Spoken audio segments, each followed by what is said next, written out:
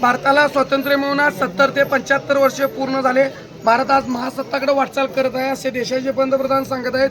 आणि या वाटचालीकडे करत असता देशाच्या पंतप्रधानांनी देशातील अनेक राज्यांना असे आदेश दिलेले आहेत की ज्यांना उद्योग कर्ज पाहिजे असेल, नोकऱ्या अंमलबजावणी असेल किंवा घर असेल, या सगळ्या गोष्टी पंतप्रधानांनी प्रत्येक राज्याला आदेश देऊन अंमलात आणण्याचा प्रयत्न केलेला आहे। पण मला वाटतंय या महाराष्ट्रातच काय घोडं मांडलंय कुणाला ठाऊक। आणि महाराष्ट्रातलं सांगली जिल्हा हा एकदम जातीवादी आणि एक वेगळ्या नजरेनं बघण्याचा प्रसंग या ठिकाणी झाला आहे। भटकी, मागासवर्गीय आणि ओबीसी याकडे एक वेगळ्या नजरेनं बघून इथं डावललं जातंय। विनाकारण कोणत्या ना कोणत्या पद्धतीनं वेगळ्या पद्धतीची कागदं करून ते अंमलात आणली जातात आणि त्याचा त्रास आम्हाला दिला जातो। त्यामुळे आज गेल्या काही काळात म्हणजे 2015-16ला आमच्या इथं एक मागासवर्गीय इंदिरानगर म्हणून झोपडपट्टी स्थापन केली होती। ती झोपडपट्टी स्थापन केली असता त्या ठिकाणाला दलित महासंघाने गेल्या वेळी सुद्धा आंदोलन करून त्यांना घरपट्टी, 7-12, लाईट, पाणी अशा सगळ्या सुविधा मिळाव्या यासाठी आंदोलन करून ते अंमलात आणलं होतं।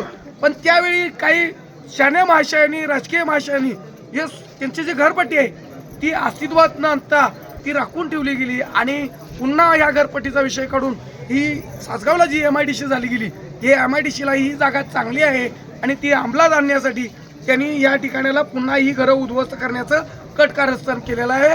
आणि त्याची बंदूक ही संबंधित जे नगर परिषदचे नवीन मुख्य अधिकारी जे अतिशहाणे आहेत, त्यांना कायद्याचा अभ्यास नाही किंवा ज्या पदावर आपण बसलो याचा सुद्धा अभ्यास नाही, त्यांनी न काही कोणत्याही पद्धतीचा विचार करता या लोकांना नोटीस दाखल केलेले आहेत, नोटीस दिलेले आहेत।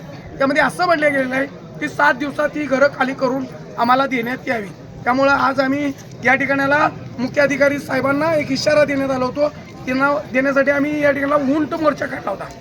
स्थानिक प्रशासन कोणत्याही पद्धतीची चौकशी न करता उंटावरून शाळा राखण्याचा प्रयत्न करत आहे आणि हा उंट मुख्य अधिकारी साहेबांना दाखवायला होतो, पण त्यांचं नशीब चांगलं आहे, त्या DPTCच्या मीटिंगला गेले। आज आम्ही तहसीलदार साहेब मॅडमांना निवेदन दिलेलं आहे, येत्या काळात आम्हाला चांगल्या पद्धतीची त्या ठिकाणाला अंमलबजावणी होऊन ही घरं आम्हाला मिळतील अशी आश्वासनं दिलेली आहे। येत्या काळात जर तिने आम्हाला ही घरं आमच्या ताब्यात देऊन आमची जी कागदोपत्री पूर्तता न केल्यास आम्ही दलित महासंघाच्या वतीनं असा इशारा दिलेला आहे की आम्हाला तासगावच नव्हे तर जिल्ह्यात मुख्य अधिकारी साहेब कुठं दिसतील तिथं दलित महासंघाच्या पदाधिकारी मुख्य अधिकाऱ्यांच्या तोंडाला काळा लावतील असा इशारा मी देतो।